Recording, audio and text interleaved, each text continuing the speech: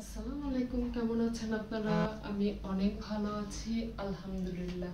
আজকে আপনাদের জন্য যে ব্যায়ামটা আমি নিয়ে এসেছি, অনেকেই এই সমস্যায় ভোগেন। হঠাৎ করে হাঁচি কাশি দিচ্ছে, কোমর ব্যথা, মেরুদণ্ড ব্যথা, নড়তে পারছে না। সকালে ঘুম থেকে উঠছে, সুস্থ মানুষ ঘুমাইছে, সকালে ঘুম থেকে ওঠার পরে কোমর ব্যথায় নড়তে পারতেছে না, একটু ঝুঁকতে পারতেছে না, কষ্ট হচ্ছে। তারা যদি এই ব্যায়ামটা নিয়মিত করেন, এক সপ্তাহ পরে দেখবেন ধীরে ধীরে ব্যথা চলে গেছে। যে কোনো বয়সের লোকেরা যে কোনো জায়গায় বসে এই ব্যায়ামটা করতে পারবেন। তাহলে আসেন একটু দেখি।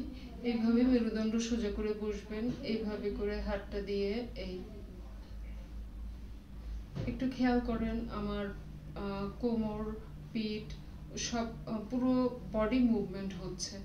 এইভাবে করে যদি আপনারা 5 মিনিট ইজি হয় করবেন, ধীরে ধীরে 10 মিনিটে ঠেকাবেন।